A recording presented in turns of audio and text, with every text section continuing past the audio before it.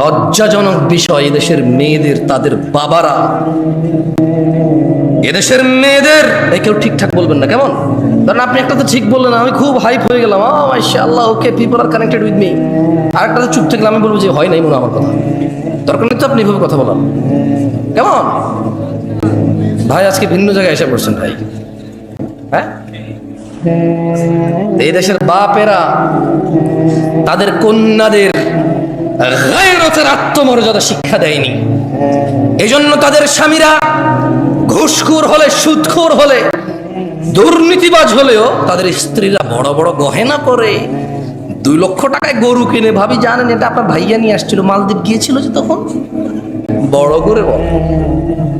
অথচ ভাবি জানে এর বেতন 25,000, বউ নিজে জানে স্বামীর বেতন 25,000, ছেলে জানে বাপের বেতন সরকারি স্কেলে 25, কেমন? স্বামী, ছেলে সন্তান জানে তার বাপের বেতন 25,000, শ্বশুর জানে তার জামাইয়ের বেতন 25,000, বাপ জানে তার ছেলের বেতন 25,000, কাজিন ব্রাদার্স এন্ড সিস্টার্স জানে তার কাজিন ব্রাদারের বেতন 25,000। বিমানে চড়ে, ফটো তোলে, ছাড়ে, মসজিদে 2 লক্ষ টাকা দান করে, সভাপতি বলে মারহাবা। ও বেটা আনছে কই থেকে? ওর বাপের কি জমিদারি আমি ওরে চিনি না, আমি ওরে চিনি না। ওর বাপ কত কষ্ট করে ওকে মানুষ করেছে, কত কষ্ট করে পড়ালেখা করাইছে ওকে, নিজেরা ঠিকভাবে খায় নাই, পড়ে নাই, বিলাসিতা করে নাই। 4টা ছেলের মধ্যে 3টা ছেলে, 2টা বিদেশ চলে গেছে, একটা শহরে কাজ করতে, একটাকে পড়াশোনা করাইছে, কত কষ্ট করে ওকে পড়াশোনা করাইছে। এরপরে যে শিক্ষিত হয়েছে, ভাবে গর্ব করে বলে ছেলে মাস্টার ডিগ্রি পাস করেছে, অনার্স মাস্টার্স কমপ্লিট করেছে, কত গর্ব করে বাপের মনটা শান্তি হয়ে ছেলে পড়াশোনা করছে। ওই ছেলের বেতন 25,000, এই ছেলে মসজিদে এসে টাকা দেয়, ওর বাপের জমি বিক্রি করে দিয়েছে না, হ্যাঁ, মসজিদে ফ্যান এসি জরুরি হয়ে গেছে, ঘুষখোর সুদখোরের টাকায় করতে হবে। ছি ছি ছি ছি ছি, বেনামাজি দেশের মসজিদের সভাপতি, কোন সমাজে বসবাস করে? কি গায়রত, আত্মমর্যাদা কি ভাই? অমুসলিমরা কেমন আমি জানি না, মুসলমানদের যদি অবস্থা হয়ে যায়, আত্মমর্যাদা কাজ করে না, আত্মমর্যাদা। মসজিদের ইমাম দেখি যে নেতা নেত্রীর পিছিয়ে খুব লুতুপুতু, কেন ভাই? ইমাম মানে নেতা, ও কিসের নেতা? নেতা না আপনি, ওর নেতা ওর ভোটের মাঠে, ওর নেতা। এখন মসজিদ এটা আমি নেতা, আমি ইমাম। এখন জুমার খুতবা হবে, এখন ইমাম আমি, নেতা আমি, কোনো সভাপতির কথা আমার উপরে যেতে পারবে না, আমি পরামর্শ দেব। আর যদি আমার উপরে নেতৃত্ব দেওয়ার কেউ থাকে, ও খুতবা দেবে, কারণ বেশি যোগ্য মানুষ খুতবা দিলে মানুষের বেশি কাজে আসবে, ঠিক কিনা?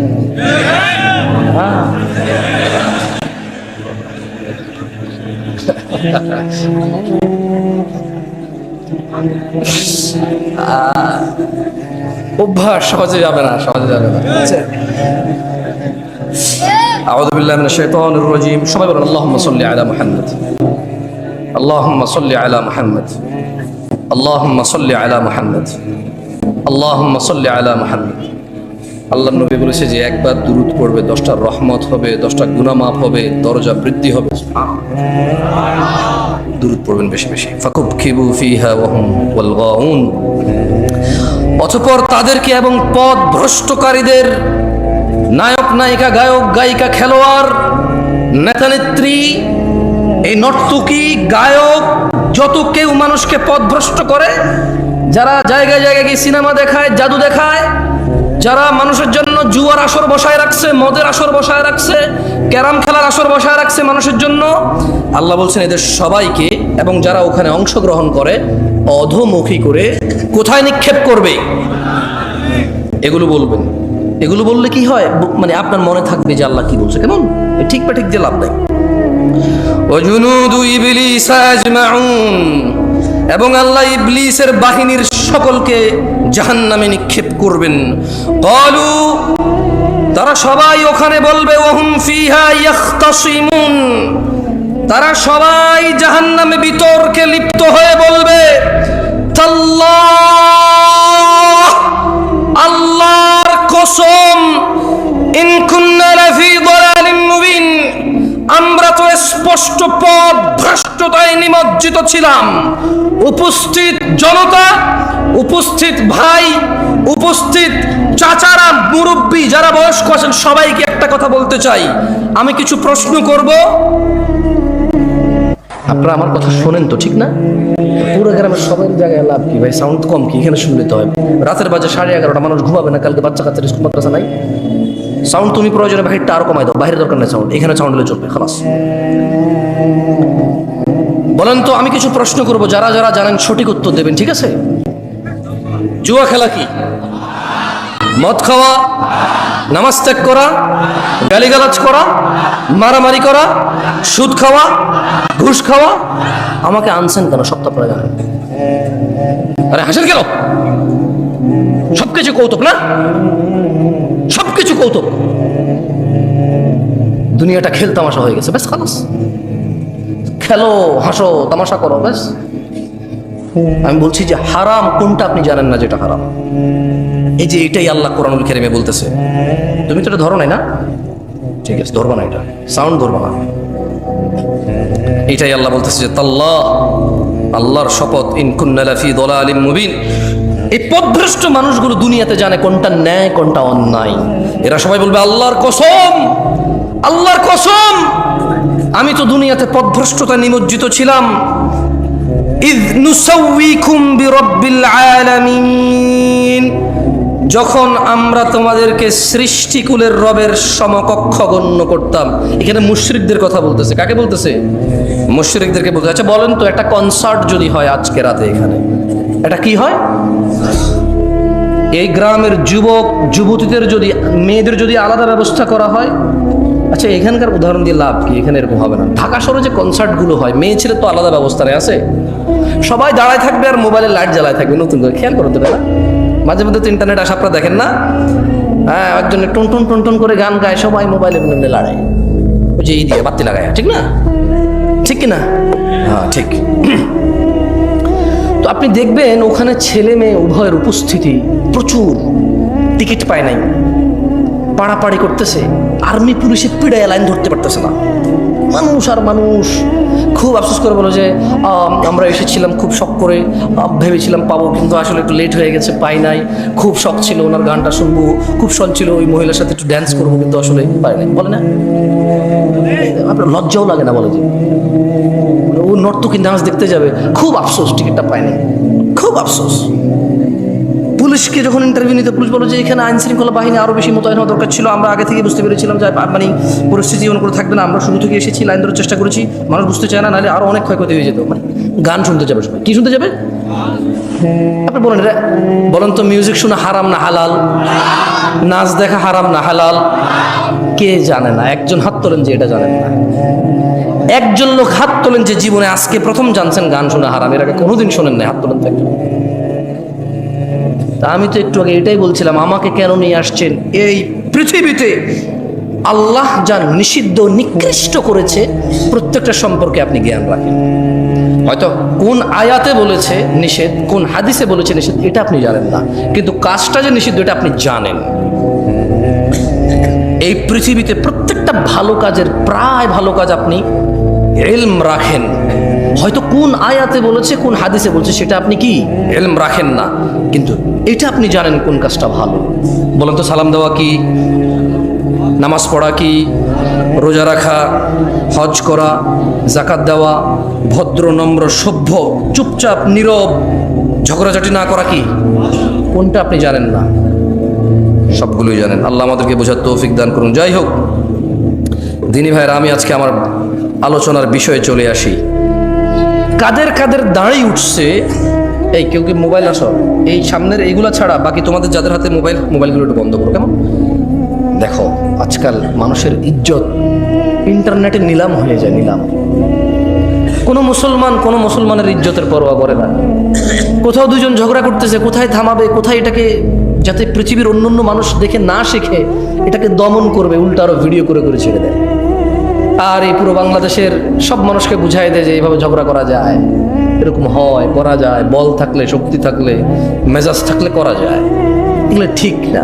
ভালো কাজ প্রচার করা উচিত, খারাপ কাজ দমন, আর এটাকে কি বলে, এটাকে মানে এটাকে টেক ডাউন করা উচিত, প্রচার করা উচিত না।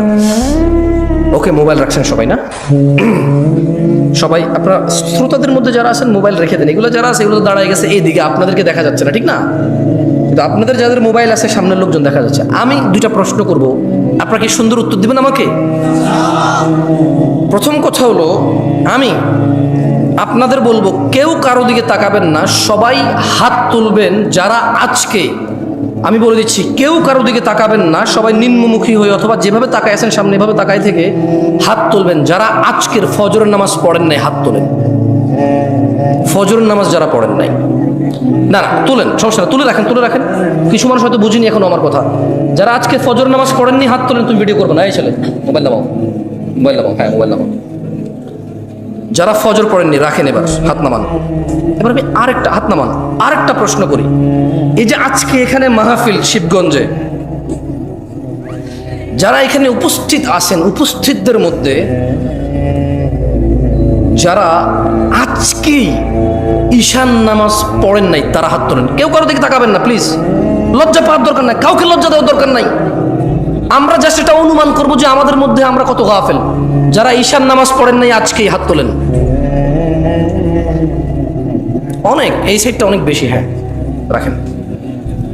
দেখেন, এই যদি হয় আমাদের অবস্থা, আমরা এই শিবগঞ্জ উপজেলায় আজকে যা কয়টা মাহফিল হচ্ছে, এই ইউনিয়নে আজকে যা কয়টা মাহফিল হচ্ছে, এই গ্রামের আশপাশ 10টা গ্রাম মিলে আজকে হয়তো এই মাহফিলটাই হচ্ছে। এর আশপাশের কোনো গ্রামে মাহফিল আছে এখন? এই এতগুলো মানুষের মধ্যে যারা আমরা আল্লাহর দ্বীন শুনতে পছন্দ করি, আল্লাহর দ্বীন শিখতে ইচ্ছুক, আমাদের মধ্যে শতকরা 60 জন লোক আজকে ঈশান নামাজে পড়ি নাই। তাহলে বাকিদের অবস্থা কি? বাকিদের অবস্থা কি? সলাহ, আপনারা কেউ কি মনে কষ্ট নেবেন আমি যদি এই যে মাইক ম্যানের সাথে একটু কথা বলি? ওকে তিরস্কার করবেন? করবেন না। ছোট ভাই, তুমি আমার একটা কথা বলি, মনে কিছু করবো না। তুমি আজকে ঈশান নামাজ পড়ো নাই, কিন্তু হাসতেছেন কেন? কোন জায়গায় আসছি ভাই? আপনাকে যে কোনো কথায় হাসেন, কথা বুঝবেন আগে, কত গুরুত্বপূর্ণ কথা বলতেছি। আমার আসলে ওয়াচ করার ইচ্ছাই চলে যাচ্ছে দিন দিন। তুমি তো আজকে ঈশান নামাজ পড়ো নাই, হাসির কি হলো? ও পড়ে নাই নামাজ, মানে হাসির কি আছে? এটা আমি বুঝতে পারছি ও পড়ে নাই। এবার ওকে দিয়ে বলি, প্যান্ডেলওয়ালা আছে এই জায়গায়? প্যান্ডেলওয়ালা আছে? আজকে তোমাদের ভলান্টিয়ার কতজন? সবাইকে ডাকো। ওখান থেকে আমি মিনিমাম ছেলে পেলেকে বাইরে বোঝার এসে নামাজ পড়ে নি। সব বাইরে আছে না? ঠিক আছে, আমি চলে গেলাম ইনশাল্লাহ। ওয়াজ শেষ করে তোমরা কালকে বিচার করিও তোমাদের, যে তোমাদের ভলান্টিয়ারদের মধ্যে কত ছেলে ইভেন নামাজ পড়ে নেই, কিন্তু ওরা ওয়াজ করাচ্ছে আমাকে কত দূর থেকে নিয়ে এসে।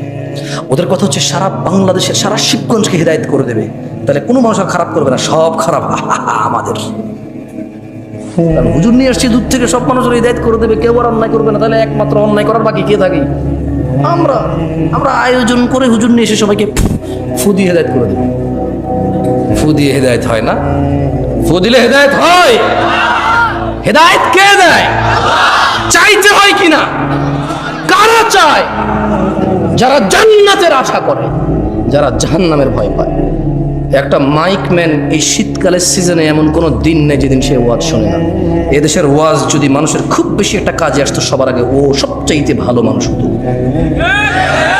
আমি ওকে খারাপ বলছি না, আমি ওকে মানুষ হিসেবে খারাপ বলছি না। আমার ওয়াজ যদি কারো কাজে আসতো, আমি বিলিভ করি প্যান্ডেলওয়ালা, মাইকওয়ালা আর স্বেচ্ছাসেবক ভলান্টিয়ারদের সবার আগে কাজে আসতো। কিন্তু আমি দেখেছি এদেশের আয়োজকদের মধ্যেই বেনামাজি, ঘুষখোর, সুদখোরে ভরপুর থাকে। দু একজন ভালো থাকে, দু একজনের ইচ্ছা চেষ্টায়, বাকিরা যে সাড়া দেয় এটার জন্য তারা নেকি পাবে যদি তারা নামাজি হয়ে মরে। আর বেনামাজি মরলে উঠলে হিসেবেই আসবে না। আল্লাহ আমাদের বোঝার তৌফিক দান করুন। তোমাদের যাদের বয়স, মানে যাদের দাড়ি উঠেছে এবং দাড়ি শেভ করো তোমরা, যারা কেমন, আমি তোমাদের, যারা তোমরা শেভ করো তারা তোমরা হাত তোলো। মানে যারা দাড়ি কাটো তারা হাত তোলো তো। একটু কতজন সংখ্যা? সব কথায় দেখি হাসে আপনাদের এলাকার মানুষ। আমি বুঝলাম না জিনিসটা, সব কথায় হাসে। তুমি তো দাড়ি কাটো, হাত তুলছো না কেন? কেউ ভিডিও করবে না, কেউ ভিডিও করবে না। তোমাদের কি বলছি যে মুসলমানের ইজ্জত আমানত তোমাদের কাছে, তারপরে তোমরা ভিডিও করতেছো কেন? লজ্জা দিচ্ছ সবাইকে। এটা কি বিক্রি করবা ফেসবুকে? ফেসবুকে মানে মুসলমানদের ইজ্জত ফেসবুকে বিক্রি করে দিবা? হাত তোলো যারা শেভ করো, দাড়ি কাটো যারা, ছোট করো, শেভ না ছোট করো, এই একটু সাইজ করো যারা, তারাও তোলো, তোলো তোলো তোলো তোলো। হাত নামাও, হাত নামাও। জান্নাতে যেতে চাও? তবে শোনো, শিবগঞ্জের মানুষ 20 মিনিট কথা বলবো, আর ইনশাআল্লাহ সর্বোচ্চ 20 মিনিট কথা বলবো ইনশাআল্লাহ। দেখো তোমার জান্নাতে যাওয়ার জন্য কোনো কিছু পাও কিনা, যেটা তোমার মানতে ইচ্ছে হবে, যেটা তোমার শিখতে ইচ্ছে হবে, করতে ইচ্ছে হবে, আর জান্নাতে যেতে ইচ্ছে হবে। قال الله تعالى إن الدين عند الله الإسلام, নিশ্চয়ই আল্লাহর কাছে একমাত্র মনোনীত দিন হচ্ছে ইসলাম। وما اختلف الذين أوتوا الكتاب إلا من بعد ما جاءهم العلم بغيا بينهم, আর যাদেরকে কিতাব দেওয়া হয়েছিল তারা কেবল নিজেদের পরস্পরের নিজেদের ঝগড়াঝাটির বলিবশত হয়ে বিদ্বেষ পোষণ করেছে। তাদের কাছে জ্ঞান আসার পরেও জানা করা কি, দাড়ি কাটা কি, সুদ খাওয়া কি, ঘুষ খাওয়া কি, মারামারি করা, বাপ মায়ের অবাধ্য হওয়া, নামাজ ত্যাগ করা, গালিগালাজ করা। আল্লাহ বলছে জ্ঞান আসার পর নিজেদের বিদ্বেষ, নিজেদের একজন আরেকজনের সাথে প্রবলেম, এই দল ওই দল, ও দল এই দল, ওরা হানাফি করে, এটা শাহাফি করে, এটা মালাকি করে, ওটা হাম্বালি করে, ওটা চিশতি করে, ওটা সাবরি করে, ওটা তরিকত করে, ওমুকে ওটা হাকিকত করে, ওটা মারেফত করে, হ্যাঁ ওটা চিশতি করে।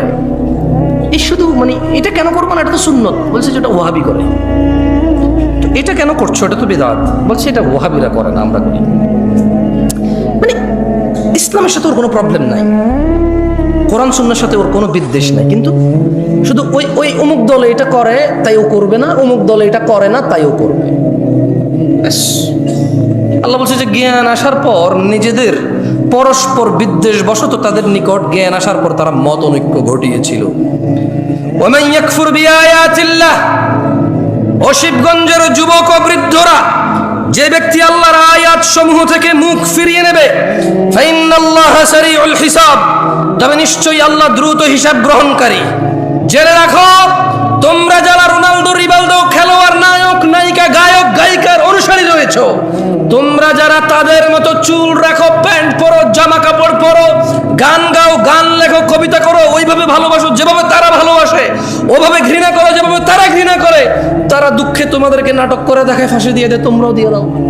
তারা তোমাদেরকে নাটক করে দেখায়, তারা ভালোবাসলে দুনিয়ার সবার সামনে বলে যে, সবার সামনে বলতে পারি আমি তোমাকে ভালোবাসি, তোমার লাজ লজ্জা শরম সব বেঁচে খেয়েছো, কারণ নাটকে দেখেছো সে ভালোবাসে, তার প্রেমিকার হাত ধরে দৌড়ায় চলে গেছে সবার সামনে দিয়ে, তুমি দৌড়াও। তুমি দেখেছো নাটকের নায়ক পার্কে গিয়েছে, তার প্রেমিকাকে নিয়ে বাদাম খাচ্ছে হেঁটে হেঁটে, তুমিও এখান থেকে একদিন ছুটি পেয়ে বান্ধবীকে বলো, হ্যাঁ তুমি চলে আসো, আমি আসতেছি। সিএনজি ভাড়া করে, রিক্সা ভাড়া করে, এমক তমক করে বন্ধু বান্ধব উপরে লাগায় বাদাম কিনে পার্কে হেঁটে হেঁটে খাও। এটা কার অনুসরণ? আল্লাহ নবীর অনুসরণ? এটা শিখাইছে কে বলো তো? এখন বলবো জামশেদ ভাই আপনি বেশি বেশি আজকে সিনেমার না গায়ক গায়িকা নায়ক নায়িকা বলছেন। কে শিখেছে তোমাকে যে প্রেম মানে এটা তোমাকে এই মানে এই ভালোবাসা, মানে ভালোবাসলে পার্কে যেতে হয়, হাত ধরতে হয়, বিয়ে করা ছাড়া, তারপরে গান গেয়ে গিয়ে ছবি তুলতে হয়, বাদাম খেতে হয় হেঁটে হেঁটে জনসম্মুখে, তারপর দুজনে মিলে ছবি তুলতে হয়। তুমি এই শিক্ষা পেয়েছো কথা? তোমার আব্বা তোমার আম্মার সাথে এরকম করেছিল? তোমার দাদা তোমার দাদির সাথে? তোমার নানা তোমার নানির সাথে? তোমার মামা তোমার মামির সাথে? Where did you get this learn? What did you learn this? তুমি শিখছো কোথায় এটা? কে শিখেছে তোমাকে বলতে পারো? মানে এটাকে ভালোবাসা বল, এটা কে শিখেছে তোমারে? কোন একটা মেয়েকে বিয়ে করো নাই, দেখছো খুব সুন্দর লাগছে, আর যেটা সুন্দর ওকে সবার কাছে সুন্দর লাগবে। আশ্চর্য, যে মেয়েটা সুন্দর ওই মেয়েটা শুধু তোমার চোখে সুন্দর লাগে এরকম না, সবার চোখে সুন্দর লাগবে ওটাকে। এখন তুমি ওকে চিঠি দিবা, পত্র দিবা, বোন ভাই এই সেই হ্যানতেন দিয়ে ওর সাথে জোর করবা, ওর পিছিয়ে পিছিয়ে পিছিয়ে পিছিয়ে পিছিয়ে ঘুরবা, এরপরে ওর সাথে তুমি লাইন কানেকশন করবা। তোমাকে কে শিখাইছে যে এইভাবে মেয়েদের সাথে কানেকশন রাখা যায় বিয়ে না করে? ইসলাম তো বিয়ে করা ছাড়া কোনো মেয়ের আশপাশে যাওয়ার কোনো শিক্ষা নাই ইসলাম। তুমি কোথায় শিখতে পাইছো বলতে পারো আমাকে? বলেন তো কোথায় শিখছেন? নায়ক নায়িকারা শিখাইছে। কে শিখাইছে? নায়ক নায়িকারা শিখেছে। আল্লাহ আমাদেরকে বুঝার তৌফিক দান করুন, আমিন। তবে শোনো, তোমরা যারা নায়ক নায়িকার অনুসারী, গায়ক গায়িকার অনুসারী, আমি তোমাদের একটা হাদিস পড়ে শোনাই। এর আগে আমি তোমাদেরকে একটা আয়াত পড়ে শোনাবো। আল্লাহ বলছেন মাইয়ুতির রাসূল, যে রাসূলের অনুসরণ করে, রাসূল যেভাবে ভালোবাসে সাল্লাল্লাহু আলাইহি ওয়াসাল্লাম, রাসূল যেভাবে ঘৃণা করে সাল্লাল্লাহু আলাইহি ওয়াসাল্লাম, তিনি সাল্লাল্লাহু আলাইহি ওয়াসাল্লামের যে অনুসরণ করে ফাকাদ আতা আল্লাহ, যে আমার রাসূলের মতো খায়, যে আমার রাসূলের মতো পড়ে, যে আমার রাসূলের মতো ভালোবাসে, যে আমার রাসূলের মতো ঘৃণা করে সাল্লাল্লাহু আলাইহি ওয়াসাল্লাম, ফাকাদ আতা আল্লাহ, আল্লাহ নিজে বলছে যে সে আল্লাহর ইবাদত করে। ওয়ামান তাওয়াল্লা, আর যদি কেউ রাসূলের অনুসরণ থেকে মুখ ফিরিয়ে নেয়, ওর নায়কের মতো দেখতে হবে শেভ করে, ওর গায়কের মতো দেখতে হবে শেভ করে, ওর চুল এমনি এমনি কাটবে, অমুক খেলোয়াড়ের মতো দেখতে হবে। আল্লাহ বলছে যে ওয়ামান তাওয়াল্লা, যে রাসূলের অনুসরণ করে না, ফামা আরসালনাকা আলাইহিম হাফিযা, ইয়া রাসূলুল্লাহ আমি আপনাকে এই সুন্নত বিরোধী লোকগুলোর তত্ত্বাবধায়ক করে পাঠাইনি। দ্বীন হচ্ছে আল্লাহর কাছে একমাত্র ইসলাম, তাহলে দ্বীন কি? এটাও কোরআনুল কারীমে আল্লাহ বলছেন ওয়ামা আতাকুমুর রাসূল, যা রাসূল দিয়েছে ফাখুযুহু, যত কিছু তোমার রাসূল আমার রাসূল দিয়েছেন, ফাখুযুহু, তা সব নিয়ে নাও। ওয়ামা নাহাকুম আন, যত কিছু থেকে নিষেধ করেছে, ফান্তাহু, তা থেকে তোমরা বিরত হও। ওয়াত্তাকুল্লাহ ইয়া নাস, তোমরা আল্লাহর তাকওয়া অবলম্বন করো। ইন্নাল্লাহা শাদীদুল ইকাব, নিশ্চয় আল্লাহ শাস্তি দানে অনেক কঠোর। দিনী ভাইরা, রাসূল সাল্লাল্লাহু আলাইহি সাল্লাম কি দিয়েছে বলতে পারেন কেউ? অনেক কিছু দিয়েছে। কতটুকু আমি একটু পড়ে শোনাবো আপনাকে, একটা হাদিস শোনাবো। দেখেন, আন আব্দুল্লাহ ইবনে মাসউদ রাদিয়াল্লাহু আনহু قال, আব্দুল্লাহ ইবনে মাসউদ রাদিয়াল্লাহু আনহু থেকে বর্ণিত, তিনি বলেন قال রাসূলুল্লাহ সাল্লাল্লাহু আলাইহি ওয়াসাল্লাম, আল্লাহ রাসূল সাল্লাল্লাহু আলাইহি ওয়াসাল্লাম বলেছেন, ইন্নাহু লাইসা শাইউন ইউকাররিবুকুম ইলাল জান্নাহ ইল্লা ক্বাদ আমারতুকুম বিহি। আব্দুল্লাহ ইবনে মাসউদ বলতেছেন রাদিয়াল্লাহু আনহু যে আল্লাহ নবী সাল্লাল্লাহু আলাইহি ওয়াসাল্লাম বলছে যে নিশ্চয়ই এমন সকল কিছু যা তোমাদের ইউকাররিবুকুম ইলাল জান্নাহ, যা তোমাদের জান্নাতের নিকটবর্তী করে, ইল্লা ক্বাদ আমারতুকুম বিহি, কোনো কিছু আমি নির্দেশ দেওয়া থেকে বিরত হইনি। কোনো কিছু, এমন যত কিছু আছে তোমাকে জান্নাতের নিকটবর্তী করবে, আমি সব কিছুর আদেশ করেছি।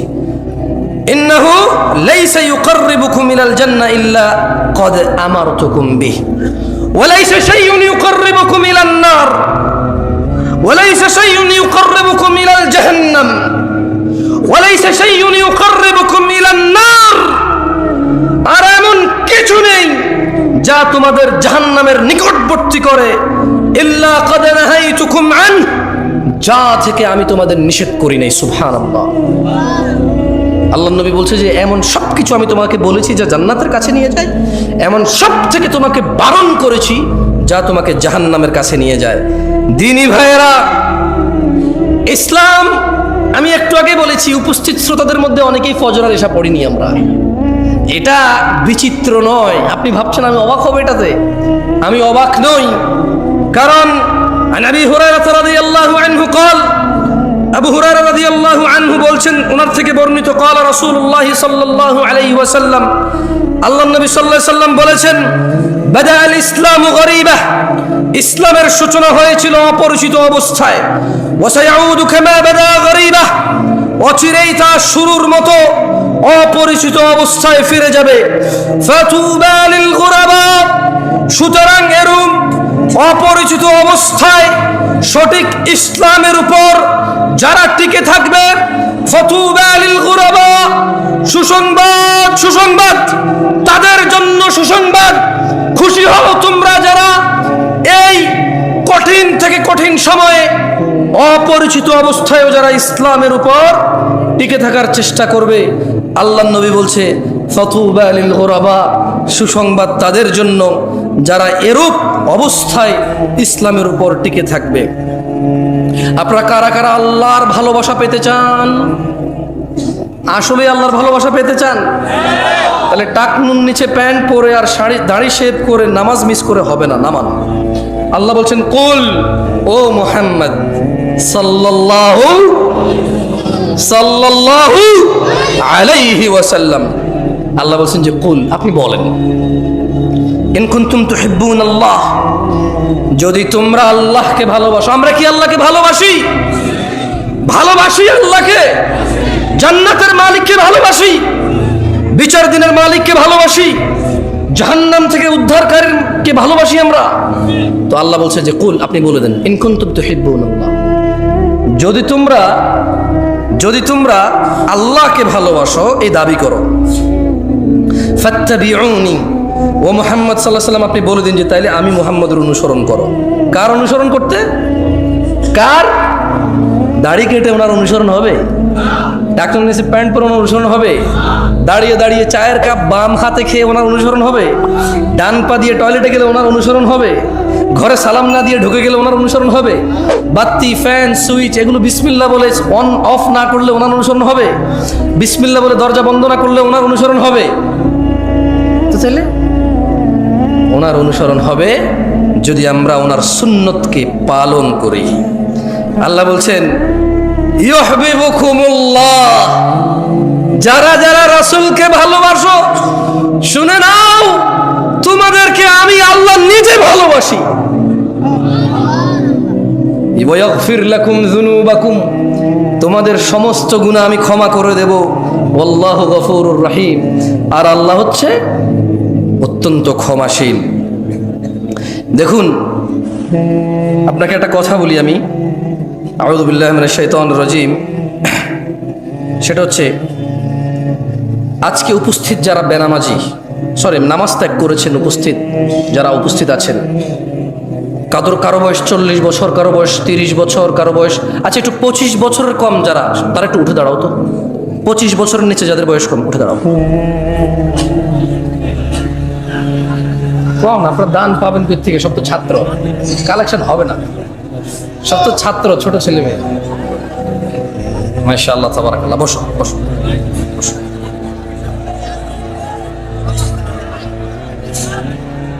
অনেক কথা জমছে, দেখছেন কিভাবে বলতেছে না? বলুক বলুক, বলতে দেন। অনেকক্ষণ চুপ, এতক্ষণ বাঙালি চুপ থাকে, কি বলে? যাই হোক, ছোট ভাইরা আমার, আমি অনেক দূর থেকে আসছি, তোমাদের থেকে আমি ওয়াদা নিব না। আমি ওয়াদা নিব না। কেন নেব না? কারণ আল্লাহ নবী সাল্লাল্লাহু আলাইহি ওয়াসাল্লাম বলছেন যে বাইনানা ওয়া বাইনাল মুনাফিকিনা শুহুদুল ইশা ওয়াস সুবহ, মুনাফিকদের আর মুসলমানদের মধ্যে পার্থক্য হচ্ছে ঈশা এবং ফজরের নামাজে উপস্থিত হওয়া। মুনাফিকরা উপস্থিত হতে পারে না, আমাদের মধ্যে বহু মানুষ ফজর আর ঈশাই পড়ি নাই। সো আমি আর নতুন করে যে মুনাফিকের 3টি আলামত, ওয়াদা করলে খিলাফ করে, তোমাদের থেকে নতুন করে ওয়াদা নিয়ে তোমাদের উপর আমি জিম্মেদারি চাপাই দেব না। তবে আমি কি তোমাদের কিছু অনুরোধ করতে পারি? তোমরা কি অনুরোধটুকু রাখবা? ভাই আমার, আজকের পর থেকে, এখনের পর থেকে, এখান থেকে যাবা, বাসায় যাবা, সোজা গিয়ে অজু করবা, সোজা গিয়ে অজু করবা, অজু করে ঈশার 4 রাকাত সালাত আদায় করে ফেলবা। কয় রাকাত? এই 4 রাকাত পড়া ছাড়া ঘুমায়ও না। এবং আজকের পর থেকে তুমি ফজরের 2 রাকাত ফরজ, জোহরের 4 রাকাত ফরজ, আসরের 4 রাকাত ফরজ, তারপরে মাগরিবের 3 রাকাত ফরজ, ঈশার 4 রাকাত ফরজ।